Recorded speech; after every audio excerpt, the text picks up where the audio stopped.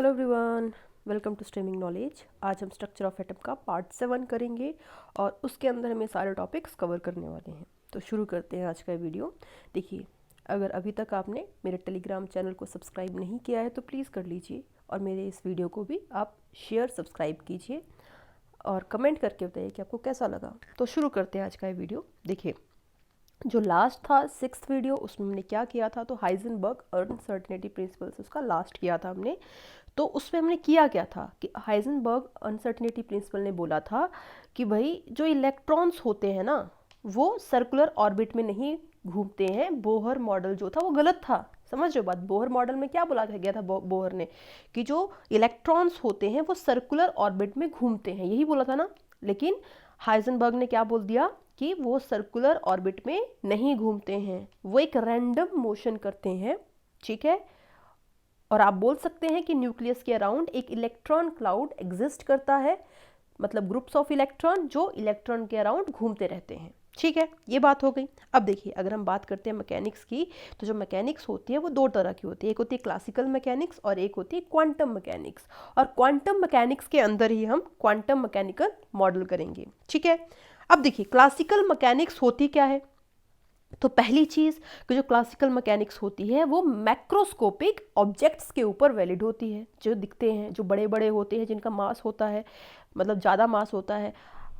उसके बाद जो क्लासिकल मैकेनिक्स होती है उसके अंदर क्या होता है, सारे के सारे न्यूटन्स लॉ इंप्लीमेंट होते हैं, जैसे S is equal to u t plus half a t square, इस तरीके के फॉर्मूलेज इंप्लीमेंट होते हैं। लेकिन क्वांटम मैकेनिक्स में न्यूटन्स लॉ जो है वो इंप्लीमेंट नहीं होते हैं। ठीक है, और साथ ही साथ जो क्वांटम मैकेनिक्स है वो किसके लिए है, तो माइक्रोस्कोपिक ऑब्जेक्ट्स के लिए वो वैलिड है।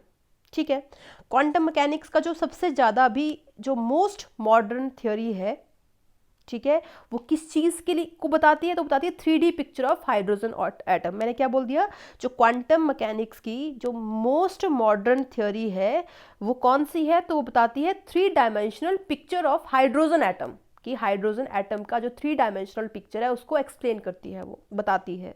उसी को हम क्या बोलते हैं, क्वांटम मैकेनिकल मॉडल। और ये दिया किसने, ये दिया स्क्रॉडिंगर ने। ठीक है, क्या बोल दिया मैंने, क्वांटम मैकेनिकल मॉडल किसने दिया, तो स्क्रॉडिंगर ने दिया। तो ये जो डेरिवेशन है इसकी वो आपके सिलेबस में नहीं है, हम सिर्फ एक बेसिक आइडियाज इसके बारे में आगे करेंगे। ठीक है, अब अगली बात, जो स्क्रॉडिंगर है उसने क्या किया, एक स्क्रॉडिंगर वेव इक्वेशन दी। ठीक है, क्या बोल दिया मैंने, स्क्रॉडिंगर ने एक स्क्रॉडिंगर वेव इक्वेशन दी। ठीक है, और बाद में जब उसने उसका सॉल्यूशन फाइंड आउट किए, it was like a differential equation, एक डिफरेंशियल इक्वेशन थी। और जब उसने उसको सॉल्व किया तो उससे उसे क्या मिले, सॉल्यूशन मिले, उस इक्वेशन के कुछ एक सॉल्यूशंस मिले। और जो सॉल्यूशन मिले उसको क्या बोल दिया गया, क्वांटम नंबर बोल दिया गया। क्या बोला मैंने कि स्क्रॉडिंगर ने एक इक्वेशन दी, लिखी स्क्रॉडिंगर वेव इक्वेशन, जब उसने उसके सॉल्यूशन फाइंड आउट किए, because it was a differential equation. जब उसने क्या किया, उसके सॉल्यूशन फाइंड आउट किया, लाइक एक्स वाई जेड हमने मान लिए, तो उनको क्या बोल दिया गया, क्वांटम नंबर बोल दिया गया। वो अलग बात है, इनको NLM करके रिप्रेजेंट करेंगे हम लोग। ठीक है, ये हो गया। और जो क्वांटम नंबर थे वो बताते क्या है, अब हमें जो क्वांटम नंबर है वो बताते क्या है हमें, वो हमें इलेक्ट्रॉन के बारे में इंफॉर्मेशन देते हैं। क्या बोल दिया मैंने, क्वांटम नंबर इलेक्ट्रॉन के बारे में इंफॉर्मेशन देते हैं कि इलेक्ट्रॉन कौन से शेल में होगा, कौन से सब शेल में होगा, कहाँ कौन सी ऑर्बिटल में होगा। समझ में आई बात? तो क्वांटम नंबर इलेक्ट्रॉन के बारे में इंफॉर्मेशन देते हैं। अब जो क्वांटम नंबर होते हैं वो हमारे पास 4 तरीके के होते हैं।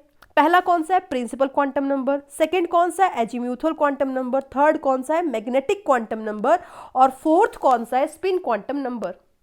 प्रिंसिपल को हम n से रिप्रेजेंट करते हैं, एजीम्यूथल को हम स्मॉल l से रिप्रेजेंट करते हैं, और मैग्नेटिक को हम स्मॉल m से करते हैं, स्पिन को हम s या फिर ms से करते हैं।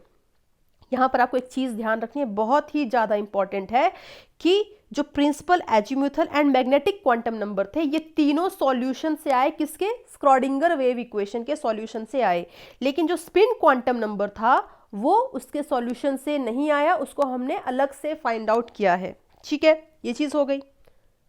अब हम सबको एक एक करके देखेंगे। ठीक है, सबसे पहले शेल, ऑर्बिट, सबशेल, ऑर्बिटल के बारे में जान लेते हैं। ठीक है, शेल या फिर ऑर्बिट को हम n से रिप्रेजेंट करेंगे हमेशा, सब शेल को स्मॉल एल से करेंगे, ऑर्बिटल को हम एम से करेंगे। मतलब क्या हुआ कि जो हमारा प्रिंसिपल क्वांटम नंबर है वो आपको शेल एंड ऑर्बिटल के बारे में बताएगा, सॉरी ऑर्बिट के बारे में बताएगा। एजीमुथल क्वांटम नंबर तुम्हें किसके बारे में बताएगा, एल मीन्स यहाँ पर क्या हो गया, सब शेल के बारे में बताएगा। और magnetic quantum number means m किसके बारे में बता देगा, आपको ऑर्बिटल के बारे में बता देगा। इतनी बात क्लियर हो गई। अब देखिए थोड़ा सा आगे बढ़ते हैं, इन तीनों में डिफरेंस क्या होता है। पहली चीज शेल या फिर ऑर्बिट। तो शेल या ऑर्बिट क्या होता है, एक सर्कुलर पाथ होता है, ठीक है, सर्कुलर पाथ होता है, उसको हम क्या बोल देते हैं, शेल या फिर ऑर्बिट। सब शेल क्या होता है, सर्कुलर पाथ के अंदर जो शेल है उसके अंदर सब शेल्स होते हैं। और ऑर्बिटल क्या होती है, ऑर्बिटल क्या है, एक्चुअली ऑर्बिटल 3D स्पेस होती है। क्या बोल दिया मैंने, ऑर्बिटल क्या होती है, 3D स्पेस होती है, ठीक है। तो शेल क्या है, ये हमारे पास अगर न्यूक्लियस है तो शेल ये हो गया, ये शेल हो गया, इसके अंदर सब शेल्स होंगे कुछ इस तरीके से, ठीक है। और ऑर्बिटल क्या होगी, 3D स्पेस होगी, ठीक है, ये चीज हो गई। और शेल को हम प्रिंसिपल क्वांटम नंबर से लिखेंगे, सब शेल को एजीम्यूथल क्वांटम नंबर एल से बताएंगे, मतलब वो बताता है। ऑर्बिटल को हम लिखेंगे given by magnetic quantum number, ये हो गया। और शेल यहां पर क्या लिखा है, shell is the pathway followed by electron around an atom's nucleus. Sub shell क्या हो गया, sub shell is the pathway in which an electron moves with a shell and orbital is a mathematical function that describes the wave like behavior of an electron। इतनी बात clear हो गई। अगली बात ये हम आगे देख लेंगे, आगे आपको समझ में आ जाएंगी चीजें, फिलहाल बस इतना याद कर लो कि जो शेल होती है उसमें मैक्सिमम 32 इलेक्ट्रॉन्स हो सकते हैं। मतलब सपोज करिए ये आपके पास क्या था, इस तरीके से न्यूक्लियस है, यहाँ पर क्या है, एक ऑर्बिट है, ठीक है, ये इसको शेल बोल दिया गया है। तो अगर आप आगे बढ़ते जाओगे तो मैक्सिमम जो है इस शेल के अंदर जो है वो कितने हो सकते हैं इलेक्ट्रॉन, वो 32 हो सकते हैं, ये मतलब है, ठीक है, ये चीज हो गई। उसके बाद जो सब सेल होती है उसके अंदर क्या होता है, तो उसके अंदर क्या होगा, ये सपोज करिए न्यूक्लियस है तो उसके अंदर क्या होंगे, इस तरीके से अलग अलग सब शेल्स होंगे, है ना। तो जो सब शेल्स होंगे अलग अलग तरीके के, उसमें क्या होंगे, अलग अलग नंबर के इलेक्ट्रॉन्स होंगे, ठीक है, वो हम आगे चल के देखेंगे, अलग अलग नंबर ऑफ इलेक्ट्रॉन्स होंगे। और अगर हम बात करते हैं ऑर्बिटल की, तो जो ऑर्बिटल होंगे उसमें मैक्सिमम 2 ही इलेक्ट्रॉन हो सकते हैं, वो भी मैं आपको बताऊंगी, बस थोड़ी सी देर वेट करिए, ठीक है। इतनी बात क्लियर हो गई। अब देखिए सबसे पहले हम बात करेंगे प्रिंसिपल क्वांटम नंबर के बारे में। तो ये क्या है, प्रिंसिपल क्वांटम नंबर है जिसको हम n से रिप्रेजेंट कर रहे हैं, जो किस चीज़ के बारे में बताएगा, तो शेल एंड ऑर्बिट के बारे में बताएगा। साथ ही साथ ये हमेशा क्या होगा, एक पॉजिटिव इंटीजर होगा, ये कोई फ्रैक्शन नहीं होगा, ये हमेशा क्या होगा, पॉजिटिव इंटीजर होगा। तो देखिए n equal to 1, n equal to 2, n equal to 3, n equal to 4, n equal to 5, n equal to infinity. तो मतलब हमेशा क्या होगा, वो एक पॉजिटिव इंटीजर होगा, वो शेल या फिर ऑर्बिट को रिप्रेजेंट करेगा, ये चीज़ हो गई। तो मतलब n यहाँ पर क्या हो गया, वही लिखा है, ऑर्बिट लिखा हुआ है। अब देखिए आपने फॉर्मूला किया था ना, कौन सा वाला, कि रेडियस इज इक्वल्स टू था 0.529 n square by Z, velocity 2.18 into 10⁶ Z by N, energy -13.6 into Z square by N square, ये तीनों फॉर्मूले किए थे। मीन्स जो ऑर्बिट है, मीन्स जो n है, वो क्या क्या बताने में हेल्प करता है, रेडियस, वेलोसिटी, एनर्जी। इतनी बात क्लियर होगी आपको, एनर्जी बताएगा, रेडियस भी बताएगा, वेलोसिटी को बताने में भी हेल्प करेगा, ठीक है। तो ये चीज़ आपको याद रखनी है। थोड़ा सा आगे बढ़ते हैं हम लोग, और जैसे जैसे n बढ़ता जाएगा वैसे वैसे एनर्जी इंक्रीज करती जाएगी और साइज भी बढ़ता जाएगा। ये तो हम ऑलरेडी कर चुके हैं, अगर आपको याद हो बोहर्स में क्या किया था हमने, इस तरीके से होते हैं ना, n equal to 1, n equal to 2, n equal to 3, तो यहाँ पर क्या होगी, ज़्यादा नेगेटिव होगी। और फाइनली जो ई इन्फिनिटी की एनर्जी थी कितनी आ गई थी, वो आई थी 0। याद आया कुछ, यार याद आना चाहिए। तो जो ई इन्फिनिटी की जो वैल्यू थी वो कितनी थी, 0 थी, यही था ना। तो मतलब जैसे जैसे हम n इक्वल टू 1 2 ऊपर जा रहे थे, ई इन्फिनिटी मीन्स n इन्फिनिटी की तरफ जा रहे थे, तो जो वैल्यू थी कम नेगेटिव हो रही थी और फाइनली वो ई इन्फिनिटी के ऊपर 0 बन जा रही थी, ठीक है। तो मीन्स जैसे जैसे n इंक्रीज करेगा वैसे वैसे ही एनर्जी भी इंक्रीज करती है, और ऑब्वियसली यार साइज भी बढ़ेगा। साइज तो सिंपल है, साइज जैसे बढ़ता चला जाएगा, है ना, तो साइज जो है बढ़ता चला जाएगा, ठीक है, ये चीज हो गई। अब देखिए जो अगला क्वांटम नंबर है उसे हम बोलते हैं एजीम्यूथल क्वांटम नंबर, जिसे हम करते हैं एल से रिप्रेजेंट, और इसको हम सब्सिडरी भी बोल देते हैं और एंगुलर मोमेंटम क्वांटम नंबर ही बोल देते हैं। क्या बोल दिया मैंने, azimuthal, subsidiary and angular momentum quantum number भी बोल देते हैं, ठीक है, ये हो गया। तो जो L है वो आपको क्या बताता है, टोटल एंगुलर मोमेंटम बताता है इलेक्ट्रॉन्स का इन द ऑर्बिटल। ये चीज क्लियर हो गई। और उसके लिए फॉर्मूला कुछ इस तरीके का होता है, L into L plus one H upon 2 पाई, और जहाँ पर h अपॉन 2 पाई को आप h कट की तरह भी लिख सकते हो, ऐसे भी लिख सकते हो, इसका मतलब h अपॉन 2 पाई ही होगा। ठीक है, और ऑलरेडी हमने देखा L किस चीज के बारे में बता रहा था, L बता रहा था सबशेल्स के बारे में। क्या बोल दिया मैंने, L किस चीज के बारे में बता रहा था, तो L बता रहा था सबशेल्स के बारे में। ठीक है, ये चीज हो गई। तो मतलब जो हमारा L है मींस एजीमुथल क्वांटम नंबर है, वो आपको सबशेल्स के बारे में बताएगा, उसके एंगुलर मोमेंटम के बारे में बताएगा। ठीक है, और उसके लिए फॉर्मूला क्या है तो देख लिया आपने, L into L plus one, उसके बाद स्क्वायर रूट h अपॉन 2 पाई, और h अपॉन 2 पाई को आप h कट भी लिख सकते हो। ठीक है, और साथ ही साथ ये शेप के बारे में भी बताता है। ठीक है, कि शेप क्या होगी, इतनी बात क्लियर होगी। थोड़ा सा आगे बढ़ते हैं हम लोग। अब जो नेक्स्ट चीज है इसमें कि जो एजीमुथल क्वांटम नंबर की जो वैल्यूज हैं वो क्या होंगी। तो हमेशा जब आपको वैल्यूज लिखनी है तो आपको कैसे लिखनी है, 0 टू n-1। सपोज करिए आपके पास आया 3, ठीक है, n इक्वल टू आपके पास 3 है, तो आप कैसे लिखोगे, मतलब 3 तक आपको वैल्यूज लिखनी है, मतलब 0, 1 और 3 माइनस 1 कितना होता है, 2, यही होता है। तो मतलब क्या क्या वैल्यूज आ जाएंगी, 0, 1, 2। क्लियर है। अगर सपोज करिए आपके पास आया कि जो n है मींस जो हमारे पास ऑर्बिट है या शेल है, वो n इज इक्वल टू क्या है, 5 है। ठीक है, तो हम शुरू कैसे करेंगे, 0 से शुरू करेंगे, और जाना कहां तक है आपको, 5 माइनस 1 मीन्स 4 तक जाना है। मीन्स L की वैल्यूज कौन कौन सी हो जाएगी, 0 हो जाएगी, 1 हो जाएगी, 2 हो जाएगी, 3 हो जाएगी, 4 हो जाएगी। इतना क्लियर हो गया। तो मतलब जो L है हमें किस चीज के बारे में बता रहा है, L बता रहा है हमें नंबर ऑफ सबशेल जो कि किसी ऑर्बिट या शेल के अंदर प्रेजेंट होगी। क्या बोल दिया मैंने, L किस चीज के बारे में बताता है, number of subshell present in an orbit या फिर शेल। एक बार फिर से बता दीजिए, सपोज करिए आपके पास n की वैल्यू 2 है, ठीक है, तो ये न्यूक्लियस होगा, ये n इक्वल टू 1 हो गया, ये n इक्वल टू 2 हो गया, राइट। अब आपसे पूछा गया भाई n इक्वल टू 2 में कितने सबशेल होंगे, तो कितने हो जाएंगे, 0 हो जाएगा, और n माइनस 1 मीन्स 2 माइनस 1 कितना हो जाएगा, 1 हो जाएगा। Means n is equal to 2 के अंदर आपके पास कितने सबशेल होंगे, 2 सबशेल होंगे। वो हम बाद में देखेंगे नाम उनका क्या क्या होगा, फिलहाल आप ना जान लीजिए कि 2 होंगे। कौन कौन से, चलो 2 हमने यहाँ बना दिए कि 2 सबशेल होंगे इस तरीके से। ठीक है, और अगर n इक्वल टू 1 होगा तो 1 माइनस 1 0, एक ही होगा तो सिर्फ एक ही सबशेल आएगा। ठीक है, इतनी बात क्लियर हो गई। तो मतलब जो L है वो आपको नंबर ऑफ सबशेल्स के बारे में बताता है जो कि किसी ऑर्बिट या सेल के अंदर प्रेजेंट होती हैं। और ये तो मैंने आपको बता ही दिया, शेप के बारे में बताता है। अब देखिए, अगर सपोज करिए आपके पास n इक्वल टू 1 है, ठीक है, n इक्वल टू 1 होगा, तो L की जो मैक्सिमम वैल्यू, मतलब जो यहाँ पर n माइनस 1 करेंगे तो कितना आएगा, 0 आएगा, यही है ना, L कितना आएगा, 0 आएगा अगर n माइनस 1 है आपके पास। तो देखिए यहाँ पर जो सबशेल आएगी 0 के केस में, उसका नाम क्या आएगा, यहाँ पर S आएगा। ठीक है, क्या बोल दिया मैंने, S आएगा, यही होगा। जब n इक्वल टू 2 होगा तो वैल्यूज क्या क्या आएंगी, 0 आएगी, 1 आएगी, यही दो वैल्यूज आएंगी। 0 के लिए तो S सबशेल हो गई, तो 1 के लिए कौन सी सबशेल होगी, तो 1 की सबशेल को हम बोल देंगे P सबशेल। तो वही यहां पर लिखा है 1 की सबशेल क्या आ गई, P सबशेल। ठीक है, क्लियर हो गया। अगर हमारे पास n3 होगा तो कौन कौन सी वैल्यूज आ जाएंगी, 0 आ जाएगी, 1 आ जाएगी एंड 2 आ जाएगी। 0 के लिए हमने क्या लिख दिया, S लिख दिया, 1 के लिए हमने क्या लिख दिया, P लिख दिया।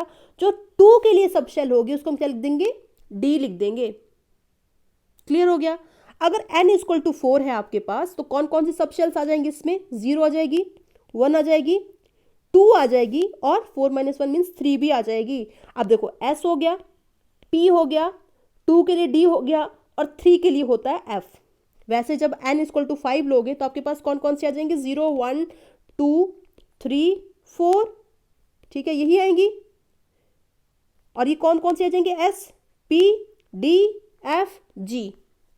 ऐसे आगे बढ़ते जाते हैं हम लोग, लेकिन पढ़ेंगे सिर्फ हम F तक। ठीक है, अब S का मतलब होता क्या है, S का मतलब होता है शार्प। S का फुल फॉर्म है शार्प। P मतलब प्रिंसिपल, D मतलब डिफ्यूज, F मतलब fundamental, G for degenerate. Clear है, इतनी बात क्लियर हो गई। तो S मतलब sharp, P principal, D diffuse, F fundamental and G degenerate. ठीक है, अब थोड़ा सा आगे बढ़ते हैं हम लोग। तो देखिए वही यहाँ पर लिखा हुआ है कि जब n इक्वल टू 1 होगा आपके पास, ठीक है, तो क्या वैल्यू हो सकती है इसमें, n माइनस 1 करेंगे तो कितना आएगा, 1 माइनस 1 0 आएगा, मतलब एक ही वैल्यू आएगी, मीन्स आपके पास सिर्फ 0 आएगा। ठीक है, और 0 का केस में क्या होता है, 0 का केस में क्या होता है, आपके पास S होता है। अभी हमने किया, जब 0 होगा तो क्या आएगा, S आएगा। देखो S P D F G, तो 0 1 2 3 4 ये किसकी वैल्यूज है, L की वैल्यूज है। ठीक है, L की वैल्यूज इनके लिए ये है। क्लियर है इतनी चीज।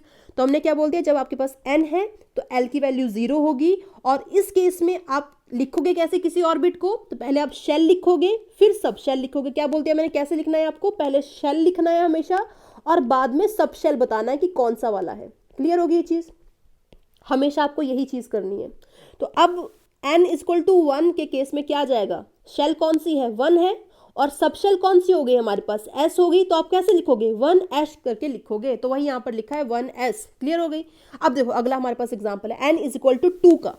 अब जो n इक्वल टू 2 है उसमें कौन कौन सी वैल्यूज पॉसिबल है l की, तो हमें कहाँ तक जाना है, 2 माइनस 1 मीन्स 1 तक जाना है, मीन्स 0 एंड 1 दो वैल्यूज आ जाएंगी। ठीक है, इतनी बात क्लियर हो गई। तो देखिए हमारे पास क्या क्या पॉसिबल है यहाँ पर, या तो 2s हो सकता है या फिर हमारे पास 2p हो सकता है। यही मतलब है 2p और 2s हमने क्या लिखा है, 0 और 0 मीन्स s हो गया, 1 मीन्स p हो गया, और हमने बोला लिखना उसे कैसे है, पहले शेल फिर सब शेल। तो शेल हमारे पास क्या आ गई, इसमें 2 आ गई, और फिर हमारे पास क्या जाएगा, सब शेल में s एंड p आ जाएंगे। क्लियर है, तो यहाँ पर 2s आ गया, 2p आ गया, लेकिन l इक्वल टू 2 तो पॉसिबल है ही नहीं इस केस में, इसलिए 2d कभी भी नहीं होगा, क्योंकि 2 माइनस 1 L की maximum value n equal to 2 में कितनी हो सकती है, वो 1 ही हो सकती है, इसलिए L इज इक्वल टू 2 कभी भी नहीं होगा। ठीक है, इतनी बात क्लियर हो गई। मींस आगे चल के आप देखोगे कि 2D सबशेल एग्जिस्ट नहीं करता है। ठीक है, अब देखो जब n इक्वल टू 3 होगा तो L की वैल्यूज क्या क्या हो सकते हैं, सिंपल है। अब तो यार 0 हो गई, 1 हो गई, 2 हो गई, आपको 0 से जाना है अप टू 2 तक, तो 3 हो गई। 0 केस में क्या आ जाएगा, S आ जाएगा, 1 के केस में P आ जाएगा, और 2 के केस में क्या आ जाएगा, D आ जाएगा। तो आपको लिखना कैसे है, 3S लिखना है, 3P लिखना है, और 3D लिखना है। ठीक है, तो यही यहाँ पर लिखा है। 3F हो सकता है क्या, खुद से सोचो, 3F हो सकता है क्या, बिल्कुल नहीं हो सकता है यार, क्योंकि जो मैक्सिमम वैल्यू है L की वो 2 ही हो सकती है, क्योंकि हमें कहाँ तक जाना है, n माइनस 1 तक जाना है, तो इसलिए 3F सबशेल एग्जिस्ट नहीं करती है। इतना हो गया। अब देखिए जब n इक्वल टू 4 होगा, ठीक है, जब n इक्वल टू 4 होगा तो L की वैल्यूज क्या जाएंगी, 0 1 2 3। ठीक है, यही होंगी। 0 के लिए आप क्या लिख दोगे, भाई फिर से वही चीज, 4S 4P 4D 4F 4G exist करेगा क्या, नहीं एग्जिस्ट करेगा। ठीक है, इतनी बात क्लियर हो गई। मीन्स जो P होता है वो 2 से शुरू होगा, जो D होगा वो 3 से शुरू होगा, जो F होगा वो 4 से शुरू होगा, G होगा वो 5 से शुरू होगा, और S होगा वो 1 से शुरू होगा, ये मतलब है भाई। ठीक है, तो S जो है 1 से शुरू होगा, P 2 से शुरू होगा, D 3 से शुरू होगा, F 4 से शुरू होगा, G 5 से शुरू होगा। ठीक है, अगर मैं आपको एक और पिक्चर दे दूं इसका, तो मतलब क्या हो गया, न्यूक्लियस आपके पास, तो मतलब जब आपके पास n इक्वल टू 1 होगा तो उसमें क्या होगा, सिर्फ 1s होगा, ये हो गया। और जब आपके पास n इक्वल टू 2 होगा तो उसके अंदर कौन कौन सा होगा, या तो 2s होगा या फिर आपके पास 2p होगा। इतनी बात क्लियर हो गई। और अगर आपके पास n इक्वल टू 3 है तो आपके पास क्या क्या होगा, या तो 3s होगा, या आपके पास 3p होगा, या तो आपके पास 3d होगा। तीन मतलब तीन होंगे, सही याद नहीं आएगा, तो 3s 3p 3d तीन होंगे। ठीक है, ये मतलब हो गया। और अगर आपके पास अगला होगा इसमें, मतलब जो n इक्वल टू 4, तो इसमें क्या क्या आ जाएंगे, अब क्लियर हो गया, 4s आ जाएगा, 4p आ जाएगा, 4d आ जाएगा, और 4f भी आ जाएगा। ठीक है, ये मतलब है यहाँ पर। थोड़ा सा आगे बढ़ते हैं हम लोग। ठीक है, और वही मैंने यहाँ पर लिखा हुआ है कि जब shell orbit n equal to 1 होगा तो पॉसिबल सब शेल कौन से हो सकते हैं, 0 तो S 1S, n equal to 2 होगा तो 0 1 होगा तो SP 2S 2P, and 2D इस केस में एग्जिस्ट नहीं करेगा। तो मैंने बस टेबुलर फॉर्म में लिख दिया है, सबको कंपाइल कर दिया, बात बराबर ही है। ठीक है, अब अभी हमने किया ऑर्बिटल एंगुलर मोमेंटम कितना हो जाएगा, L into L plus 1 H/2 और H/2 को हम H कट भी लिख सकते हैं, जहाँ पर L क्या है तो एजीम्यूथल क्वांटम नंबर है। ठीक है, क्लियर है। H क्या है, प्लैंक्स कांस्टेंट है, 6.6 इंटू 10⁻34 जूल सेकेंड। ठीक है, 2 और पाई की वैल्यू 3.14। ठीक है, क्लियर है। देखो आगे चलते हैं, क्वेश्चन से आपके लिए करिए, इनको अटेम्प्ट करिए।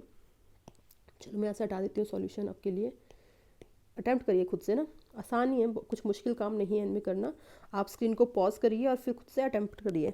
देखिए पहला क्वेश्चन यहाँ पर क्या है, और हमें एस के लिए orbital quantum number find out करना है। तो एस के लिए एल की वैल्यू कितनी हो जाएगी, 0 हो जाएगी, तो 0 पुट कर दीजिए आपके पास, तो कितना आ जाएगा, 0 इंटू 0 प्लस 1 एच कट, तो कितना जाएगा 0 ही आ जाएगा। अब पी सब शेल के लिए एल की वैल्यू कितनी होती है 1 होती है, तो क्या जाएगा 1 1 + 1 तो h/2 पाई, तो कितनी हो जाएगी वैल्यू आपके पास, कितनी हो जाएगी 2√2 h/2 पाई, यही हो जाएगा। ठीक है, अब देखिए जो इसमें अगली वैल्यू है वो देखते हैं हम लोग। नेक्स्ट आपके पास है यहाँ पर फॉर डी सब शेल, तो डी सब शेल के लिए यहाँ पर √2 h कट भी लिख सकते हैं हम लोग। ठीक है, अगर हम बात करते हैं यहाँ पर डी सब शेल के लिए, तो जो डी सब शेल है उसके लिए हमारे पास एल की वैल्यू कितनी आ जाएगी 2 आ जाएगी, तो रख दीजिए यहाँ पर 2 आ जाएगा और अंदर कितना आ जाएगा 2 + 1 आ जाएगा, तो कितना आ गया आपके पास h कट, तो which is equals to √6 h cut. Simple है, हो जाएगा, आसान है यार, हो जाना चाहिए। ठीक है, तो इस तरीके से आप कर लोगे। आप देखिए थोड़ा सा आगे बढ़ते हैं हम लोग।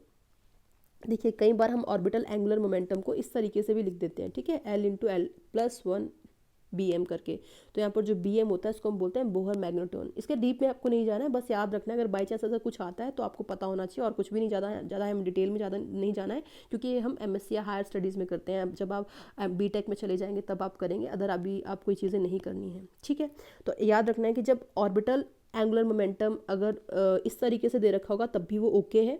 ठीक है, यहाँ पर BM क्या होता है, बोहर मैग्नेटन होता है, जिसकी वैल्यू क्या आती है EH/4πmc होती है, और इसकी वैल्यू इसके बराबर होती है। बस आपको ये चीज़ याद रखनी है, बाकी कुछ भी याद नहीं रखना है इसके बारे में। ठीक है, अब देखिए जो अगला हमारे पास क्वांटम नंबर है उसका नाम क्या है, मैग्नेटिक क्वांटम नंबर है। जो मैग्नेटिक क्वांटम नंबर है वो किस चीज़ के बारे में बताता है, तो बताता है नंबर ऑफ ऑर्बिटल्स के बारे में। ठीक है, किस चीज़ के बारे में बताएगा, number of orbitals of electron के बारे में। ऑर्बिटल्स क्या थी, 3D स्पेस, याद आया कुछ, ऐसा स्पेस जहाँ पर इलेक्ट्रॉन को फाइंड करने की प्रोबेबिलिटी मैक्सिमम होती है, उसको हम क्या बोल देते हैं, ऑर्बिटल बोल देते हैं। ठीक है, तो हमने क्या बोल दिया, जो मैग्नेटिक क्वांटम नंबर है वो किस चीज़ के बारे में बताएगा, वो ऑर्बिटल्स के बारे में बताएगा। ठीक है, ये चीज़ हो गई। अब देखिए जो मैग्नेटिक क्वांटम नंबर m है उसकी वैल्यूज कहाँ से कहाँ तक होंगी, तो -L से +1 तक होंगी, इंक्लूडिंग 0। इसका मतलब क्या हो, सपोज करिए आपके पास जो L है वो कितना है 3 है, तो 3 मतलब क्या हो गया, 3 मतलब क्या हो जाएगा 0 1 2 3 मतलब SPDF, तो 3 का मतलब हो जाएगा F। ठीक है, मतलब आपके पास अगर L = 3 है तो इसमें m की वैल्यूज कितनी हो जाएंगी, तो कितनी हो जाएंगी -3 -2 -1 0 1 2 3, मतलब जो आपके पास वैल्यूज आई कितनी आई, वो 7 आई, यही आई ना 7 आई। तो आप इसको कैसे लिख सकते हो, 2 × 3 + 1 लिख सकते हो, बिल्कुल लिख सकते हो यार, ये भी तो 7 ही आ रहा है, ये भी क्या आ रहा है 7 ही आ रहा है। मीन्स अगर आपको total number of orbitals find out करनी है तो फॉर्मूला क्या आ जाएगा उसका, 2L + 1। क्लियर हो गया।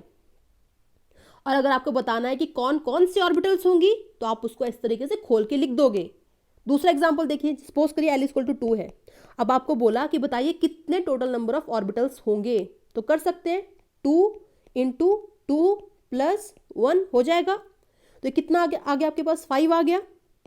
अब आपको बोला गया कि लिखो भाई इसको कौन कौन से होंगी ऑर्बिटल्स, कितनी होंगी, 5 करनी है ना हमें, 5 पूरी होनी चाहिए, मतलब -2, उसके बाद -1 0 सॉरी -2 -1 0 1 2, 5 हो गई ना, तो इस तरीके से आपको लिखना है। ठीक है, तो वैल्यूज कितनी होंगी, वैल्यूज कौन कौन सी होंगी, तो -L2 + 1, और टोटल नंबर ऑफ वैल्यूज कैसे निकाल लोगे, तो 2L + 1 करके निकाल लोगे। ठीक है, इतना क्लियर हो गया। और दूसरी बात, जो मैग्नेटिक क्वांटम नंबर एक तो नंबर ऑफ ऑर्बिटल्स के बारे में बताता है, साथ ही साथ उनकी ओरिएंटेशन भी बताता है कि वो स्पेस में किस तरीके से होंगी। क्या बोल दिया मैंने, कि जो मैग्नेटिक क्वांटम नंबर है वो फर्स्ट थिंग कि नंबर ऑफ ऑर्बिटल्स के बारे में बताएगा कितनी है, और साथ ही साथ उनकी ओरिएंटेशन भी बताएगा कि स्पेस में वो किस तरीके से, एक्स की तरफ है, एक्स एक्सिस की तरफ है, वाई एक्सिस की तरफ है, एक्स वाई एक्सिस की तरफ है, जो भी होगा तो उस चीज़ के बारे में बताएंगी। ठीक है, दोनों चीज़ बताएंगी वो, ये हो गया।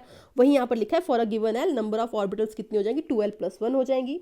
ठीक है, और हर ऑर्बिटल में क्या बोल दिया मैंने, टोटल ऑर्बिटल कितनी होगी, सपोज करो 5 ऑर्बिटल्स हो गई, तो हर ऑर्बिटल में कितने इलेक्ट्रॉन्स होंगे, 2 इलेक्ट्रॉन्स होंगे, जो हमने शुरुआत में पढ़ा था, याद आया कुछ, कि जो शेल थी उसमें मैक्सिमम 32 हो सकते हैं, सब शेल में अकॉर्डिंग टू मतलब कुछ भी हो सकता है, उसमें चेंज होते रहेंगे, और उसके बाद जो ऑर्बिटल थी उसमें कितने होंगे, मैक्सिमम 2। अब याद आया, वही चीज़ हम यहाँ पर कर रहे हैं कि अगर हमारे पास टोटल नंबर ऑफ जो ऑर्बिटल्स हैं वो अगर 5 हैं तो हर एक ऑर्बिटल के अंदर कितने इलेक्ट्रॉन होंगे, 2 इलेक्ट्रॉन्स होंगे। क्लियर हो गई? तो मतलब टोटल इलेक्ट्रॉन्स 5 में कितने हो जाएंगे, 10 हो जाएंगे। मतलब सपोज करो 1 2 3 4 5 ऑर्बिटल आपके पास आई, यही बोला मैंने, तो हर के अंदर कितने इलेक्ट्रॉन्स आ जाएंगे, 2 इलेक्ट्रॉन्स आ जाएंगे, ये मतलब है। ठीक है, 2 इलेक्ट्रॉन्स आ जाएंगे, ये हो गया। अब देखिए थोड़ा सा आगे करते हैं हम लोग चीज़ें। ऑर्बिट, सबशेल, देखिए ऑर्बिट आपको पता चल गया, रास्ता, सर्कुलर रास्ता, सबशेल, सबशेल जो होंगी जिनके अंदर इलेक्ट्रॉन्स होंगे सेल के अंदर ही होंगे, मतलब शेल के अंदर होंगी सबशेल्स। नंबर ऑफ ऑर्बिटल्स क्या हो गई, सिंपल लग रहा है आपको शायद अब, तो ऑर्बिटल्स क्या होगी, सबशेल्स के अंदर हो गई। ठीक है, तो मतलब शेल्स के अंदर सबशेल, सबशेल्स के अंदर ऑर्बिटल्स हो गई। ठीक है, और बाद में हमने इनकी ओरिएंटेशन के बारे में बात की है। अब सपोज करिए आपके पास है n=1। ठीक है, क्या बोल दिया मैंने, n=1। अभी आप इस चीज़ को मत देखिएगा, ठीक है, ये चीज़ अभी आपको नहीं देखनी है, ये बाद में हम देखेंगे कि कैसे आई है।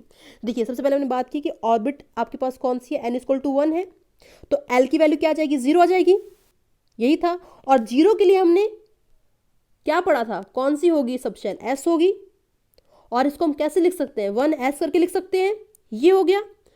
अब आपसे पूछे कि m की कितनी वैल्यूज होंगी, तो कर लो भाई, कैसे करोगे, 2l+1 करोगे, और l की वैल्यू कितनी हो गई, 0 हो गई, तो मतलब टोटल वैल्यूज कितनी होंगी, 1 ही होंगी, और 1 होगी तो मतलब क्या हो गया आपके पास, सिर्फ आएगा m=0। क्लियर हुआ? एक बार देखो फिर से मैं एक्सप्लेन करती हूँ, इसको हटा देते हैं पहले ना, शायद मे भी कन्फ्यूजन हो सकता है आपको। हमने बोला कि m की वैल्यूज टोटल कितनी होंगी, मतलब ऑर्बिटल्स की, तो 2l+1 फॉर्मूला था, तो यहाँ पर l की वैल्यू रख दें तो 2 × 0 आ जाएगा, +1 कर देंगे हम लोग, कितना आ गया हमारे पास, कितना आ गया, 1 आ गया। अब जब 1 वैल्यू है, 1 ही होगी, मतलब सिर्फ 1 होगी, तो 1 का मतलब क्या हो गया यहाँ पर, कैसे लिखोगे आप, -1 0 1 तो यार 3 हो जाएंगी ना, तो 1 का मतलब क्या है यहाँ पर, क्या है, मतलब सिर्फ 0 होगी। ठीक है, 0 होगी, तो m इसमें क्या होगा, सिर्फ 0 होगा। और आपको पता है कि एक ऑर्बिटल में कितने इलेक्ट्रॉन्स हो सकते हैं, 2 हो सकते हैं, तो मतलब जो हमारे पास ये वाला ऑर्बिटल होगा उसके अंदर कितने होंगे इलेक्ट्रॉन, मैक्सिमम 2 इलेक्ट्रॉन होंगे। इतनी बात क्लियर हो गई, क्योंकि एक ही है हमारे पास। ठीक है, अब देखिए अगर हम अगली बात करते हैं यहाँ पर ओरिएंटेशन की, कि स्पेस में वो कैसे मिलेगी, तो स्पेस में वो कुछ इस तरीके की मिलती है, एस ऑर्बिटल की शेप होती है स्फेरिकल। ठीक है, क्या बोल दिया मैंने, एस ऑर्बिटल की कैसे शेप आएगी, स्फेरिकल आएगी। तो इसमें क्या है, 1 ऑर्बिटल है, ठीक है, और इलेक्ट्रॉन डेंसिटी कुछ इस तरीके से स्प्रेडेड है। ठीक है, तो हम ओवरऑल क्या देख पा रहे हैं कि जब n=1 होगा तो हमारे पास 1s होगा, और साथ ही साथ ऑर्बिटल इसमें क्या होगी, सिर्फ एक होगी, और उसमें मैक्सिमम नंबर ऑफ इलेक्ट्रॉन कितने हो सकते हैं, 2 हो सकते हैं। एक बार फिर से रिपीट करती हूँ कि जब n=1 होगा तो हमारे पास क्या होगा, सबशेल 1s होगा, और इसके अंदर कितने ऑर्बिटल्स होंगे, 1 ही होंगे, और इसके अंदर कितने इलेक्ट्रॉन्स होंगे, तो कितने होंगे, 2 मैक्सिमम होंगे। ठीक है, इलेक्ट्रॉन्स को आपको कैसे शो करना है, तो हाफ हेडेड अपोजिट एरोस। ठीक है, जैसे ये क्या हो गया हमारे पास, कुछ इस तरीके से हो गया डब्बा, तो डब्बा ऑर्बिटल हो गया, और इसके अंदर आपको क्या करना है, इस तरीके से 2 इलेक्ट्रॉन्स को शो कर देना है। ठीक है, इतनी बात क्लियर हो गई। थोड़ा सा आगे बढ़ेंगे हम लोग। अब देखिए, अब करते हैं हम लोग बात n=2 की। पहले आप ये चीज़ नहीं देखोगे, ठीक है, ये चीज़ आपको नहीं देखनी है। अब देखिए n=2 के केस में क्या क्या हो सकता है, क्या क्या हो सकता है, तो l=0 होगा। ठीक है, l=0 होगा, l=1 होगा, यही होगा ना, ऑलरेडी हमने कर लिया था। तो 0 के केस में जब l 0 होगा तो कौन सी सबशेल होगी, s होगी, और जब l 1 होगा तो कौन सी सबशेल होगी, p सबशेल होगी। एकदम सही। ठीक है, ये हो गया। मतलब इनके नाम कैसे कैसे आएंगे, कैसे कैसे नाम आएंगे, लिख दें यहाँ पर, तो 2s आएगा, और दूसरा वाला कौन सा आएगा, 2p आएगा। पहले हम शेल लिखेंगे फिर सब शेल लिख देंगे, यही किया था हमने। तो 2s आ गया, 2p आ गया, बिल्कुल सही। अब देखिए थोड़ा सा आगे बढ़ते हैं हम लोग। अब जब आपके पास l=0 है तो m की वैल्यूज कितनी हो जाएंगी, 2l+1 हो जाएंगी। ऑलरेडी भी लास्ट में हमने किया, तो l0 मीन्स 1 ही होगी, 1 होगी मीन्स क्या होगा, m का वैल्यू सिर्फ 0 होगा। यही मतलब है। और एस के केस में शेप कैसी थी, ऑलरेडी हमने कर लिया, कैसी थी, स्फेरिकल थी। और इसमें मैक्सिमम नंबर ऑफ इलेक्ट्रॉन कितने हो सकते हैं, कितने हो सकते हैं, मैक्सिमम नंबर ऑफ इलेक्ट्रॉन 2 ही हो सकते हैं। क्लियर है, क्योंकि एक ही आपके पास ऑर्बिटल और एक ऑर्बिटल में मैक्सिमम 2 इलेक्ट्रॉन्स हो सकते हैं। मतलब जो 2s है उसमें हमने कैसे लिख दिया, ये एक ऑर्बिटल है और इसमें क्या है, 2 इलेक्ट्रॉन है। ठीक है, ये चीज़ हो गई। अब देखिए दूसरा देखते हैं, L इक्वल टू 1 है हमारे पास, और L इक्वल टू 1 में क्या था, L equal to 1 means what, P था। ठीक है यार, देखिए खुद से याद करने की कोशिश करिए। ठीक है, L इक्वल टू 0 S था, L इक्वल टू 1 P था, L इक्वल टू 2 D था, फिर F था, फिर G था। तो L इक्वल टू 1 क्या था, P था। और P के केस में फिर से देखते हैं जरा, M की वैल्यूज कितनी होंगी, M कितना हो जाएगा हमारे पास, 2L प्लस 1 होगा, यही है। मतलब M इक्वल टू क्या आ जाएगा हमारे पास, 2 इंटू 1 प्लस 1 आ जाएगा, मीन्स कितना आ जाएगा, 3 आ जाएगा। मतलब आपके पास M की वैल्यूज कितनी आएंगी, 3 आएंगी। मतलब कौन कौन सी वैल्यूज होंगी, लिख लें यहाँ पर, -1 0 1। क्लियर हो गया, तो वही यहाँ पर लिखा है -1 0 1, मतलब 3 ऑर्बिटल, और हर ऑर्बिटल में कितने इलेक्ट्रॉन्स होंगे, 2 होंगे। तो इसमें भी 2, इसमें भी 2, इसमें भी 2। ठीक है, तो आपके पास कितने हो गए, इसमें 6 हो गए। कितने हो गए यहाँ पर, 6 हो गए। इतनी बात क्लियर हो गई। तो मैंने यहाँ पर क्या किया, इसको 6 बना दिया, लो 6 बना दिया मैं। तो ये 3 होंगी ऑर्बिटल और बीच में कितने होंगे इलेक्ट्रॉन, 6 होंगे। ठीक है, और ये कौन सी है, 2p है। मतलब जो p होगी उसके अंदर कितने आएंगे, 6 आएंगे। इतनी बात क्लियर हो गई। अब देखो हमने क्या बात कही थी कि जो मैग्नेटिक क्वांटम नंबर होगा, एक तो वो नंबर ऑफ ऑर्बिटल्स के बारे में बताएगा और साथ ही साथ वो ओरिएंटेशन के बारे में भी बताएगा कि मतलब वो स्पेस के अंदर किस तरीके से होंगी। ठीक है, तो अगर हम इसमें बात करते हैं m इक्वल टू -1 0 1 जो है स्पेस में किस तरीके से होंगी, तो देखिए कैसे होंगी वो।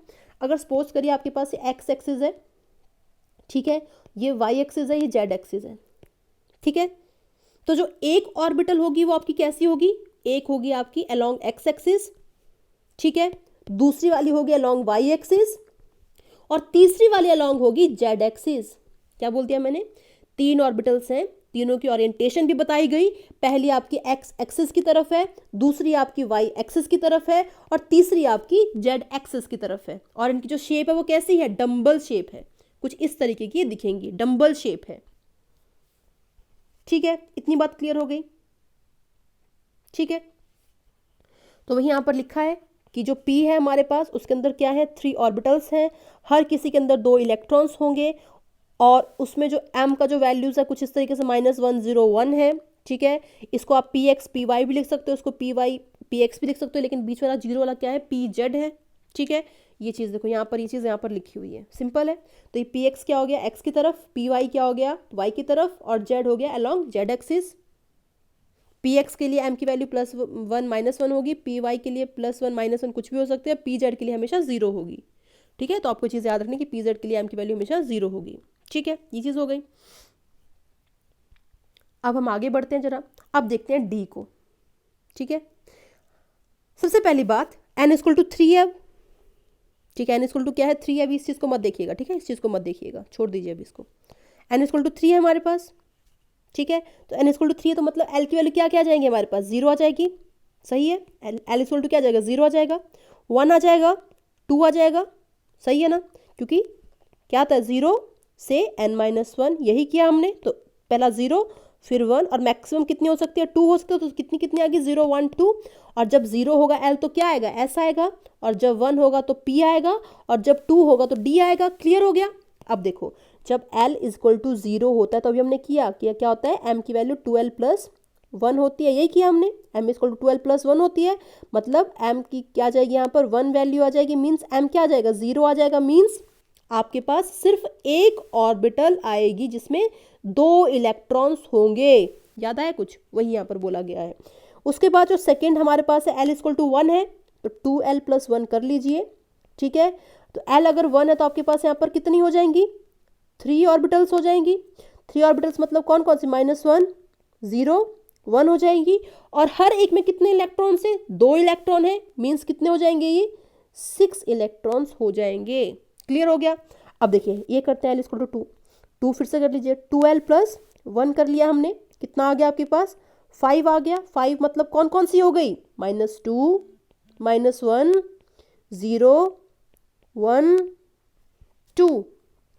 क्लियर है। और हर किसी के अंदर कितने इलेक्ट्रॉन्स होंगे, 2 इलेक्ट्रॉन्स होंगे।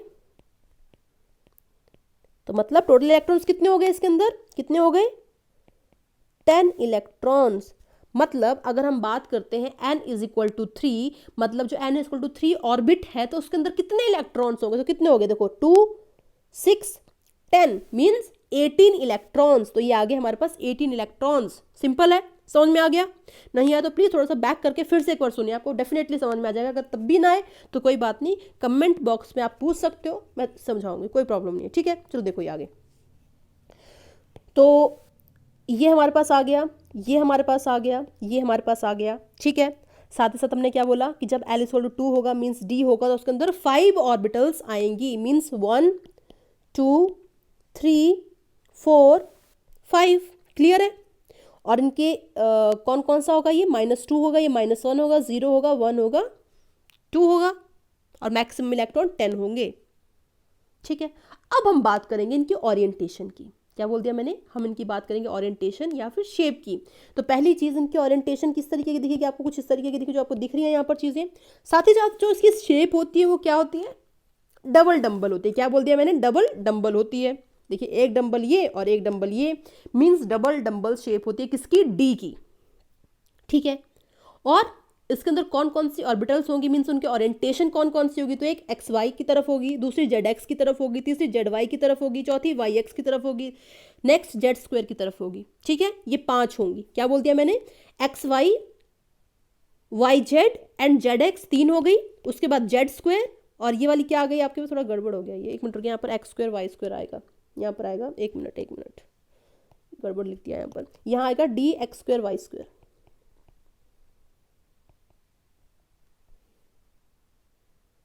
ठीक है, तो ये हमारे पास हो गया। तो हमारे पास ये 5 हो गई। ठीक है, 1 मिनट पर साइड डायग्राम होगा शायद ना, हाँ ये चलो इस पे देख लेते हैं इसको, इसमें आपको अच्छे से समझ में आ जाएगा। तो देखिए ये हमारे पास क्या आ गई, 5 आ जाएंगी डी के केस में। ठीक है, तो देखिए इसमें जो एक्स वाई है, पहले ये देखते हैं, एक्स वाई के केस में जो एम की वैल्यू होगी वो ±2 होगी। ठीक है, मतलब ये वाली और ये वाली किसके लिए होगी, एक्स वाई के लिए होगी, ये मतलब हो गया। उसके बाद एम जब +-1 होगा तो क्या आ जाएगी, एक्स जेड आ जाएगी। ठीक है, और डी जब वाई जेड होगा तो m+1 आ जाएगी। मतलब इनमें से कोई भी वैल्यू हो सकती है, इसको इतना याद मत नहीं करना है, हमें छोड़ दीजिए, इतना हमें डिटेल में नहीं जाना है, इसको याद करने की जरूरत नहीं है। बस इतना याद रखिएगा कि m की वैल्यू +-2 +-1 और 0 होती है। ठीक है, और जेड स्क्वायर के केस में याद रखिएगा कि जेड स्क्वायर में m = 0 होता है, बाकी आप छोड़ सकते हैं। ठीक है, ये चीज़ याद करने की जरूरत नहीं है, बस इतना याद रखना कि जो जेड स्क्वायर होता है उसमें m की वैल्यू क्या होती है, 0 होती है, बस इतना याद रखिएगा। ठीक है, ये हो गया। अब देखिए अब इनमें डिफरेंस क्या है, इनमें डिफरेंस क्या है, तो देखिए जो आपके पास ये वाला है, सबसे पहले हम बात करते हैं इसमें। ठीक है, जो हमारे पास डी एक्स वाई है ऑर्बिटल, उसके अंदर जो इलेक्ट्रॉन डेंसिटी है वो क्या है, वो एक्सिस के बीच में है। क्या बोल दिया मैंने, एक्सिस के बीच में है। ठीक है, एक्स जेड में भी एक्सिस के बीच में है, ये देखिए एक्सिस के बीच में है, इसमें भी एक्सिस के बीच में है। लेकिन जो d x square y square होता है इसमें electron density along the axis होती है। क्या बोल दिया मैंने, इन तीनों में बिटवीन एक्सिस होगी, मतलब इस तरीके से होगी, एक्सिस के बीच में होगी, देखिए ऐसे होगी तीनों में ही। ठीक है, लेकिन जब हम एक्स स्क्वायर वाई स्क्वायर लेंगे तो उसमें इलेक्ट्रॉन डेंसिटी कहाँ होगी, वो होगी हमारी कहाँ पर, अलोंग द एक्सिस, ये मतलब है। ठीक है, और जब हमारे पास डी जेड स्क्वायर होगा तो इसमें क्या होगी, कुछ इस तरीके से जेड स्क्वायर होगा, यह हमारा एक्स वाई प्लेन होगा। ये क्या है यहाँ पर, ये एक्स वाई प्लेन है, तो मतलब तो जेड स्क्वायर की तरफ होगा या यहाँ पर एक्स वाई प्लेन की तरफ होगा। ठीक है, जो कि स्फेरिकल बनाया हुआ है, ये क्या है, स्फेरिकल है, ये एक्स वाई क्या है, स्फेरिकल बताया गया है यहाँ पर। ठीक है, एक्स वाई प्लेन बताया गया है, कुछ इस तरीके से है ये। ठीक है, तो हमने क्या क्या बोल दिया यहाँ पर, याद रखना है आपको कि एक्स स्क्वायर वाई स्क्वायर में जो इलेक्ट्रॉन डेंसिटी है वो अलोंग द एक्सिस है, और जब हम बात करेंगे x y y z z x में तो इसमें इलेक्ट्रॉन डेंसिटी कहाँ पर होगी, वो इन बिटवीन द एक्सिस होगी, क्योंकि ऑर्बिटल्स में क्या होता है कि maximum probability of finding the electrons, मतलब एक्स वाई के केस में जो इलेक्ट्रॉन्स मिलेंगे वो यहाँ मिलेंगे, और जब हम एक्स स्क्वायर वाई स्क्वायर करेंगे तो वो कहाँ मिलेंगे, यहाँ मिलेंगे, ये मतलब है, ठीक है, यहाँ मिलेंगे। क्लियर है? तो शायद इतनी चीज़ आपको क्लियर होगी। और ये तो सिंपल ही है यार, 45 degree in between the axis. ठीक है, आगे चलते हैं। जब n = 4 होगा तो इसको छोड़ दो, पहले टोटल नंबर ऑफ इलेक्ट्रॉन 32, इसको छोड़ देते हैं, पहले इसको मत देखना, ठीक है, पहले देखते हैं, खुद से कैलकुलेट करते हैं। तो n = 4 होगा तो l की वैल्यूज़ क्या क्या हो सकती हैं, 0 1 2 3 हो सकती हैं। और इसमें जब 0 होगा तो कौन सा आएगा सब शेल, S आएगा, P आएगा, D आएगा, F आएगा। सिंपल है, अब तो आ जाना चाहिए। अब देखो जब 0 होगा तो आपके पास m की वैल्यूज़ कितनी आएंगी, 0 मीन्स 1 ही आएंगी, ठीक है। नंबर ऑफ ऑर्बिटल्स कितनी आएंगी, 1 आएगी, कुछ आया याद, 1 होगी। और 1 कौन सी होगी, S होगी, जिसमें नंबर ऑफ इलेक्ट्रॉन्स कितने होंगे, 2 होंगे, कुछ इस तरीके का। उसके बाद जब l = 1 होगा तो हमने क्या किया कि हमारे पास जो नंबर ऑफ ऑर्बिटल्स होंगी वो कितनी होंगी, 3 होंगी, यही किया था हमने, 3 होंगी, ठीक है। और P में 3 थी, और साथ ही साथ नंबर ऑफ इलेक्ट्रॉन कितने हो जाएंगे, 6 हो जाएंगे। जब हमारे पास l = 2 होगा तो हमारे पास नंबर ऑफ ऑर्बिटल्स कितनी आ रही थी, 5 आ रही थी, ठीक है, 5 आ रही थी, जिसमें नंबर ऑफ इलेक्ट्रॉन्स कितने हो जाएंगे, 10 हो जाएंगे, जो कि D थी। अब देखते हैं l = 3 में कितनी आएंगी। तो l = 3 में कैलकुलेट कर लेते हैं, कितना आ जाएगा, 2l + 1 कर लो, कितना आ गया आपके पास, 3 2 6 6 7 आ गया। मतलब जो m की वैल्यूज होंगी वो कितनी होंगी आपके पास, 7 होंगी, -3 -2 -1 0 1 2 3 मीन्स जो नंबर ऑफ ऑर्बिटल्स है कितने हैं आपके पास, 7 है। और हर ऑर्बिटल के अंदर कितने हैं, 2 इलेक्ट्रॉन है। Means total number of electrons कितने हो गए आपके पास, कितने हो गए, वो हो गए 14। क्लियर है? तो टोटल नंबर ऑफ इलेक्ट्रॉन्स कितने आ गए आपके पास, 14। तो मतलब इसमें आ गए 14। तो देखिए ये 2, ये 6, ये 10, ये 14, कितना हो गया, 14 10 24 एंड 6 30 और 2 32। तो ये आ गया आपके पास 32। तो n = 4 में कितने आ जाएंगे, 32 इलेक्ट्रॉन्स आ जाएंगे। ठीक है, तो क्लियर हो गया। तो हमने क्या क्या कर लिया अभी तक, कि जो पहली थी उसमें कितने थे, 2 थे, फिर कितने आए, 8 आए, फिर आए 18, और फिर कितने आ गए, 32 आ गए। ठीक है, और जब हम बात करते हैं कि F के केस में कितनी ऑर्बिटल्स हमने देख ली, 5 ऑर्बिटल्स देख ली, ठीक है, 5 नहीं, 7 ऑर्बिटल्स देख ली, ठीक है। कितनी ऑर्बिटल्स देख ली हमने, 7 ऑर्बिटल्स देख ली। F के केस में कितनी होगी, 7 हो गई, यार देती हूँ, 7 हो गई। D के केस में 5 हो गई, P के केस में 3 हो गई, और S के केस में 1 हो गई। ठीक है, तो जब हम इसकी ओरिएंटेशन देखते हैं 3D स्पेस के अंदर तो कुछ इस तरीके की इसकी शेप दिखाई देती है, हमें बहुत ज़्यादा कॉम्प्लेक्स दिखाई देती है एक्चुअली, इसलिए हम इसको पढ़ते नहीं है। ठीक है, आपके सिलेबस में नहीं, आपको पढ़ना भी नहीं है, बहुत ज़्यादा कॉम्प्लेक्स है, इसको हम बोल देते हैं क्यूबिक। क्या बोल दिया मैंने, क्यूबिक शेप आती है इसकी, जो कि बहुत ज़्यादा कॉम्प्लेक्स है। बस आपको ये चीज़ें याद रखनी है, शेप के ऊपर नहीं जाना है, बट मैंने आपको दिखाने के लिए यहाँ पर लाइक बोल सकते हैं पेस्ट कर दी है। ठीक है, देखिए ये भी मैंने आपको दिखा दिया, देखिए आगे m = 0 1 3 कितना कॉम्प्लेक्स है यार, कौन याद करेगा। और देखिए इनके नाम भी कितने कॉम्प्लेक्स है, f(x)(y)z, f(y)(x)(2) z², f, तो नाम भी बहुत कॉम्प्लेक्स है, मुझे पढ़ने में दिक्कत हो रही है, छोड़ दो। तो ये आपको याद नहीं करने हैं, बस आपको ये चीज़ पता होनी चाहिए, बात खत्म।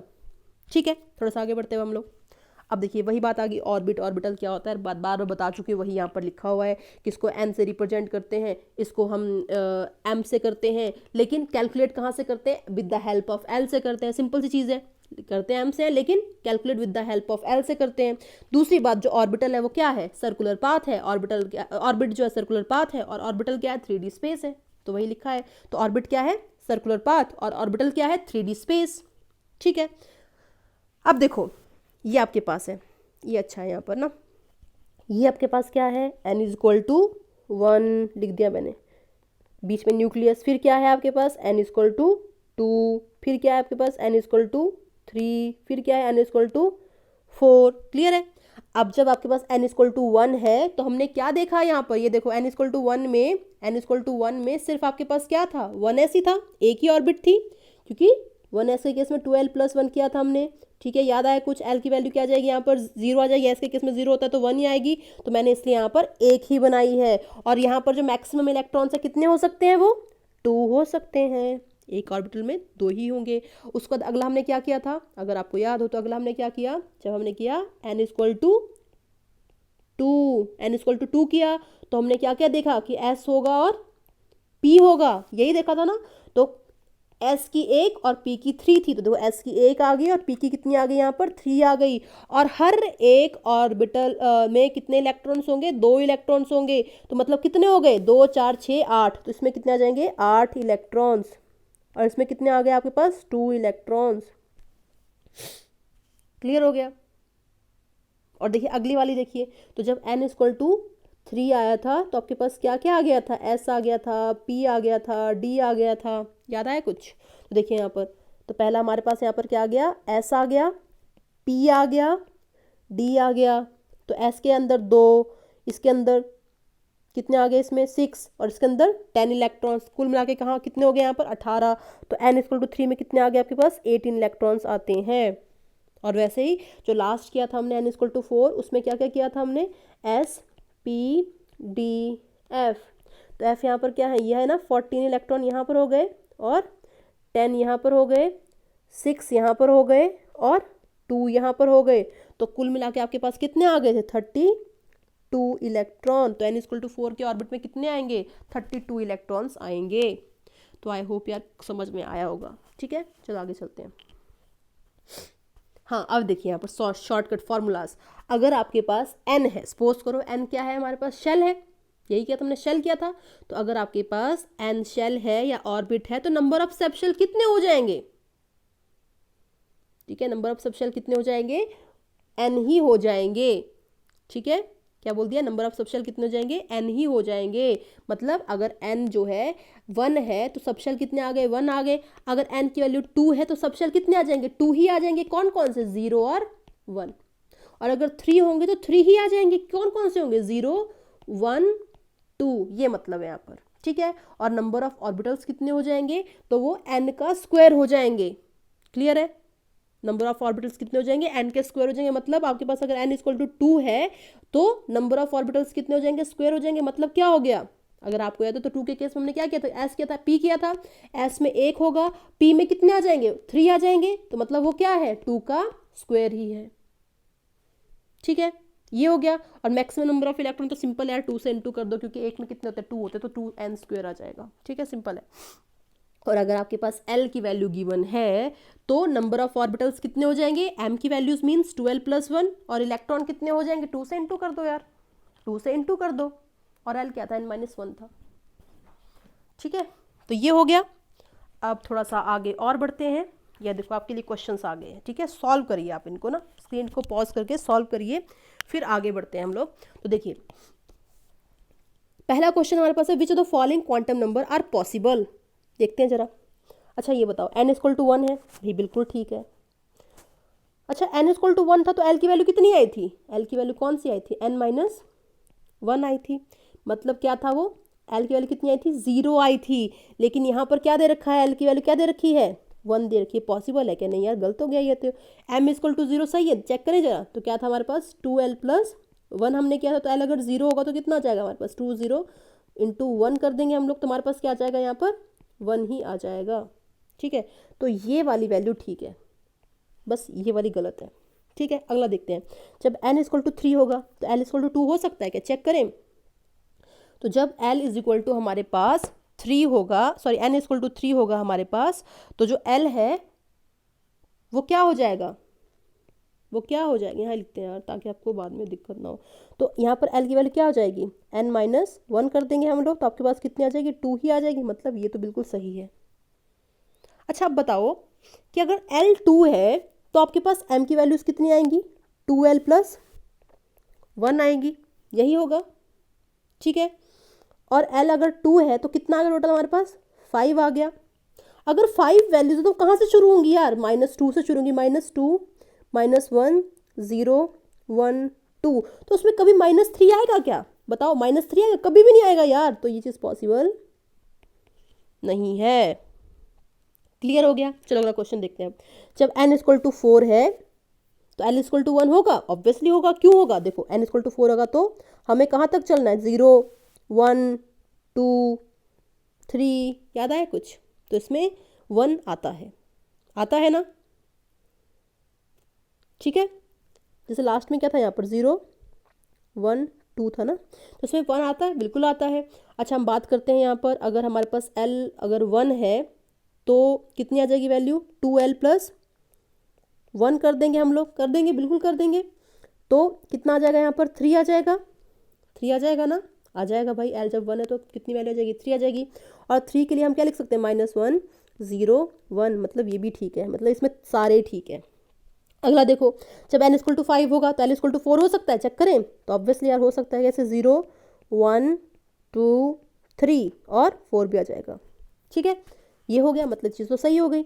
उसके बाद m = -1 हो सकता है क्या, जब l = 4 होगा, तो हो सकता है यार, 2 4 8 और 2l+1 करेंगे ना हम लोग, तो कितनी वैल्यूज आ जाएंगी हमारे पास, 9 आ जाएंगी। तो ऑब्वियस 9 कहाँ से करनी पड़ेगी हमें शुरू, कहाँ से करनी पड़ेगी, तो हमें करनी पड़ेगी -4 से, -4 -3 -2 -1 0 1 2 3 4 आ गया, आ गया यार, ये भी सही है।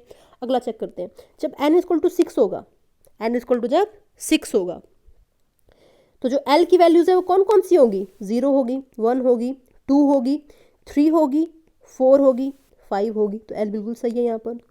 अब देखते हैं जरा, l जब l 3 होगा तो m की वैल्यू क्या आनी चाहिए, 2l+1 कर देंगे हम लोग वापस से, तो कितना आ गया, 7। अब बताओ 7 है जब, तो कौन कौन सी वैल्यूज पॉसिबल है, -3 -2 -1 0 1 2 3, इसमें कहीं 6 आ रहा है क्या, नहीं आ रहा है यार, तो ये नहीं होगा, मीन्स ये वाला आंसर आपका गलत हो गया। तो मतलब आपके पास सिर्फ ये और ये दो ही सही हैं, बाकियों में गड़बड़ है, ठीक है, क्लियर हो गया। अब देखते हैं अगला क्वेश्चन। अब देखिए इसमें क्वेश्चन क्या है, right n and l for following 3s के लिए n की वैल्यू क्या हो जाएगी, तो बहुत ही सिंपल है, कितनी हो जाएगी, 3 हो जाएगी, और l की वैल्यू क्या हो जाएगी, 0 हो जाएगी। 4d के लिए n की वैल्यू 0, d के लिए क्या जाएगी, कैसे किया था मैंने, s p d f, तो l की वैल्यू 0 1 2 3, तो हमारे पास अगर 2p है तो n की वैल्यू क्या आ गई हमारे पास, n की वैल्यू क्या आ गई, 2 आ गई, और l की वैल्यू कितनी आ गई, 1 आ गई, और d के केस में कितनी आ गई थी, 2 आ गई थी। 5 ऐसे तो कितना आ जाएगा, 5 आ जाएगा, और l की वैल्यू क्या आ जाएगी, 0 आ जाएगी। s 60 है तो क्या आ जाएगा, 6 आ जाएगा। d की वैल्यू कितनी आ जाएगी, 2 आ जाएगी। सिंपल है, हो जाना चाहिए यार, सिंपल है। अगला क्वेश्चन देखते हैं हम लोग, give maximum number of electron in the following subshells, ठीक है, तो देखते हैं पहली कौन सी है, ये बताओ पहली कौन सी है वाली, कौन सी होती है, 2 हो गई और s हो गई, ठीक है, 4 और l 1 है, मतलब कौन सी हो जाएगी, s p, देखो कंफ्यूजन हो तो साइड में लिख लिया करो, ठीक है, इस तरीके से। तो p क्या हो गया हमारे पास, मतलब 1 क्या हो गया, p हो गया, उसके बाद 5 और 2 मीन्स क्या आ गया, d आ गया। तो s के अंदर कितने इलेक्ट्रॉन्स होते हैं, 2 ही होते हैं, तो 2 इलेक्ट्रॉन्स। p के अंदर कितने होते हैं, 6 electrons, means 3 orbital means 6 electron. 5 में मतलब कितने हो गए आपके पास, 10 इलेक्ट्रॉन, 5 ऑर्बिटल 10 इलेक्ट्रॉन्स, ठीक है, क्लियर है, तो ये आ गया। उसके बाद हमारे पास अगला क्वांटम नंबर आता है, जो कि लास्ट क्वांटम नंबर है, जिसको हम बोल देते हैं स्पिन क्वांटम नंबर, ठीक है। तो जो स्पिन क्वांटम नंबर है, हमने क्या बोल दिया था कि वो क्वांटम मैकेनिकल मॉडल का रिजल्ट नहीं है, वो स्क्रॉडिंगर वेव इक्वेशन का रिजल्ट नहीं है, यही बात हमने की थी। लेकिन वो किस चीज़ के बारे में बताता है, वो इलेक्ट्रॉन की रोटेशन के बारे में बताता है। जैसे अर्थ अपने एक्सिस पे लगातार घूमती रहती है ना, और सन के अराउंड भी घूमती रहती है, वैसे इलेक्ट्रॉन भी अपने एक्सिस पे घूमता रहता है और सन के अराउंड भी घूमता रहता है। तो जो सन का जो रोटेशन है ऑन इट्स ओन एक्सिस, उसके बारे में बताता है स्पिन क्वांटम नंबर, ठीक है। क्या बोला मैंने कि जैसे हमारा जो सन है उसके अराउंड अर्थ जो है रेवोल्यूशन करती रहती है और साथ ही साथ अपने एक्सिस के ऊपर रोटेशन करती रहती है, जिसके कारण दिन और रात होते हैं, वैसे ही जो इलेक्ट्रॉन है वो अपने एक्सिस पे भी घूमता रहेगा और न्यूक्लियस के चारों तरफ भी घूमता रहेगा। तो ये किसके बारे में बताएगा, rotation of electron around its own axis. जैसे हमारे जो अर्थ है जिसके कारण दिन रात होते हैं, तो उसी तरीके से जो रोटेशन ऑफ इलेक्ट्रॉन है उसके बारे में बताएगा इट्स ओन एक्सिस के ऊपर, ठीक है, ये चीज हो गई। अब हमें पता है कि जो एक ऑर्बिटल होती है उसमें मैक्सिमम नंबर ऑफ इलेक्ट्रॉन कितने हो सकते हैं, 2 ही हो सकते हैं, क्योंकि जो इलेक्ट्रॉन्स है वो किसके अंदर, ऑर्बिटल्स के अंदर है ना। तो और एक ऑर्बिटल में कितने इलेक्ट्रॉन्स हो सकते हैं, 2 इलेक्ट्रॉन हो सकते हैं। और जब भी हम बात करते हैं उन इलेक्ट्रॉन्स की, तो क्या होता है कि उनके स्पिन जो होते हैं ना उल्टे होते हैं, मतलब अपोजिट होते हैं, और उनको हम हाफ हेडेड एरो से रिप्रेजेंट करते हैं। क्या बोल दिया कि जो 2 इलेक्ट्रॉन्स होंगे उनके जो स्पिन्स होंगे वो अपोजिट डायरेक्शन में होंगे। मतलब अगर जो एक इलेक्ट्रॉन अगर कुछ इस तरीके से, ये हमारे पास क्या है यहाँ पर, आपके पास ये पूरी की पूरी उसका अपना वो है एक्सिस है, तो अगर एक जो है एंटी क्लॉकवाइज घूम रहा है तो दूसरा क्या करेगा, क्लॉकवाइज घूमेगा। मतलब जो स्पिन्स होंगे इलेक्ट्रॉन्स के, जो रोटेशन होगा इलेक्ट्रॉन का, वो अपोजिट डायरेक्शन में होगा, एक एंटी क्लॉकवाइज और दूसरा क्लॉकवाइज। ठीक है, तो ये लिखा है 2 electron spins in opposite direction. इसको हम रिप्रेजेंट कैसे कर देंगे, तो एक अगर ऐसे तो दूसरा ऐसे। ठीक है, तो हमेशा आपको क्या करना है, इस तरीके से रिप्रेजेंट करना है। तो प्रोबेबिलिटी क्या होगी स्पिनिंग की, मतलब अगर 2 ही इलेक्ट्रॉन है और दोनों क्या कर रहे हैं, अपोजिट डायरेक्शन में घूम रहे हैं, तो उनकी प्रोबेबिलिटी क्या है, 50%। मतलब 50% मतलब एक साइड को घूमेगा और 50% दूसरी साइड को घूमेगा, यही होगी ना, क्योंकि 2 ही है। प्रोबेबिलिटी में आप क्या करते हो, ऐसे ही करते हो। तो प्रोबेबिलिटी जो है एक इलेक्ट्रॉन की कितनी आ जाएगी, 1/2। तो यहाँ पर क्या आ गया, आधा जो है वो 1 इलेक्ट्रॉन जो है वो एंटी क्लॉकवाइज घूमेगा और 1 जो है वो क्या करेगा, एंटी क्लॉकवाइज घूमेगा। ये मतलब आ गया यहाँ पर। ठीक है, तो वही लिखा है प्रोबेबिलिटी हाफ होगी, क्लॉकवाइज में हम +½ कर देंगे और एंटी क्लॉकवाइज में लिख देंगे -½ समझ में आई बात। यहाँ पर 1/2 क्या आता है, प्रोबेबिलिटी आता है। प्रोबेबिलिटी मतलब स्पिनिंग की प्रोबेबिलिटी। ठीक है, तो जब क्लॉकवाइज घूमेगा तो उसको हम +½ कह देंगे और एंटी क्लॉकवाइज बोलेंगे तो -½ बोल देंगे, क्योंकि बाद में 1 एंड ½ आता है। क्या आता है, हाफ आता है, तो दिमाग में आता है हाफ कैसे लिख दिया इन्होंने। ठीक है, तो हाफ क्या है, उसकी प्रोबेबिलिटी है। हाफ क्या है, उसकी प्रोबेबिलिटी है, स्पिनिंग की प्रोबेबिलिटी है कि क्लॉकवाइज में जो स्पिन कर रहा है वो 50% प्रोबेबिलिटी है कि भाई जो इलेक्ट्रॉन है वो 50% जो है उसमें करेगा, मतलब लाइक क्लॉकवाइज में करेगा, और एंटी क्लॉकवाइज में 50% प्रोबेबिलिटी है, ये मतलब। तो हाफ यहाँ पर क्या है, प्रोबेबिलिटी है। तो वही यहाँ पर दिखाया गया कि -½ है तो ये +½ होगा, या फिर +½ है तो -½ होगा। और जो स्पिन एंगुलर मोमेंटम होता है, ऑर्बिटल एंगुलर मोमेंटम क्या था कि ये न्यूक्लियस है और पूरी की पूरी इस ऑर्बिटल का एंगुलर मोमेंटम। और जब स्पिन की बात करेंगे, मतलब जब ये अपने एक्सिस पे इस तरीके से घूम रहा है, देखिए ये वाला, ठीक है, तो इसका एंगुलर मोमेंटम कितना होगा, हम इसकी बात कर रहे हैं। ठीक है, तो जो स्पिन एंगुलर मोमेंटम होता है वो क्या होता है, कैसे हम इसको रिप्रेजेंट करते हैं, तो √s × s+1 h/2π, जहां पर s क्या होता है, स्पिन क्वांटम नंबर होता है। समझ में आ गई बात, क्या बोला मैंने। ठीक है, तो हमने क्या बोल दिया कि जो स्पिन करेगा electron clockwise anti clockwise direction में करेगा तो उसका अपना एंगुलर मोमेंटम होगा, क्योंकि वो भी घूम रहा है। ठीक है, घूमती हुई चीज़ का क्या होता है, ऑब्वियसली एंगुलर मोमेंटम होता है, तो उसका भी क्या होगा, अपना स्पिन एंगुलर मोमेंटम होगा, जिसको हम √s × s+1 h से रिप्रेजेंट कर देंगे। और s यहाँ पर क्या होगा, स्पिन क्वांटम नंबर होगा। ठीक है, अब देखिए हम बात करने वाले हैं अब नोड्स के बारे में। ठीक है, नोड्स देखिए, पहले एक चीज़ समझिए, ये हमारे पास न्यूक्लियस है। चलो यहाँ पर देख लेते हैं, ये हमारे पास सेंटर में क्या है, न्यूक्लियस है, राइट। यहाँ सेंटर में क्या हो गया, न्यूक्लियस हो गया। ठीक है, और जो आपके रेड कलर का पोर्शन दिख रहा है ये वाला, ये क्या है, 3D स्पेस है, जहाँ पर आपको इलेक्ट्रॉन की फाइंड करने की प्रोबेबिलिटी क्या है, मैक्सिमम है। ये भी क्या है, यहाँ पर भी क्या है, इलेक्ट्रॉन को फाइंड आउट करने की प्रोबेबिलिटी क्या है, मैक्सिमम है। यहाँ पर भी क्या है, इलेक्ट्रॉन को फाइंड आउट करने की मैक्सिमम प्रोबेबिलिटी है। मतलब जहाँ पर रेड पोर्शन है वो क्या है, आपके पास ऑर्बिटल है, जहाँ पर इलेक्ट्रॉन को फाइंड आउट करने की प्रोबेबिलिटी मैक्सिमम है। लेकिन आपको बीच में एक वाइट स्पेस भी दिख रहा होगा, दिख रहा है ना, बिल्कुल वाइट स्पेस, वहाँ पर क्या है, इलेक्ट्रॉन को फाइंड करने की प्रोबेबिलिटी क्या है, 0 है। समझ में आई बात। तो ऑर्बिटल क्या है, जहाँ पर इलेक्ट्रॉन को फाइंड आउट करने की मैक्सिमम प्रोबेबिलिटी है। लेकिन नोड्स क्या होते हैं, नोड्स वो होते हैं जहाँ पर इलेक्ट्रॉन को फाइंड आउट करने की प्रोबेबिलिटी 0 होती है। समझ में आ गई बात। तो वही लिखा है यहाँ पर, ऑर्बिटल एंड नोड्स। ऑर्बिटल में क्या होगा कि इलेक्ट्रॉन को फाइंड आउट करने की प्रोबेबिलिटी मैक्सिमम होगी और नोड में 0 होगी। तो वही यहाँ पर लिख दिया है हमने। अब देखिए, जो नोड्स होते हैं वो 2 तरीके के होते हैं। रेडियल नोड को हम स्फेरिकल नोड्स भी कहेंगे और एंगुलर नोड्स को हम नोडल प्लेन भी कह देंगे। तो हमने क्या बोल दिया, nodes are of 2 types. Radial nodes को स्फेरिकल नोड्स बोल देंगे और एंगुलर नोड को हम नोडल प्लेन बोल देंगे। ठीक है, अब पहले इसकी बात कर लेते हैं, रेडियल नोड या स्फेरिकल नोड की। ठीक है, तो देखिए, जो रेडियल नोड या स्फेरिकल नोड होता है वो कुछ इस तरीके का दिखता है। मतलब वो क्या होगा, स्फेरिकल में होगा, स्फेरिकल शेप में होगा या स्फेरिकल होगा। क्या बोल दिया मैंने, वो स्फेरिकल होगा, उसको हम बोल देंगे रेडियल नोड। तो सारे क्या है यहाँ पर, ये क्या है, दे आर रेडियल नोड। तो जब आपके पास 3s होगा तो 3s के केस में कितने रेडियल नोड बना दिए हैं, 1 2। ठीक है, तो आगे चल के इसका फॉर्मूला आप देखने वाले हैं कि इसका फॉर्मूला होता है n - l - 1, ये फॉर्मूला होता है। तो जैसे यहाँ पर n की वैल्यू कितनी है, 3s के केस में 3 है, और l की वैल्यू कितनी है, 0 है, और 1 माइनस कर दिया, कितना आया, 2 आया।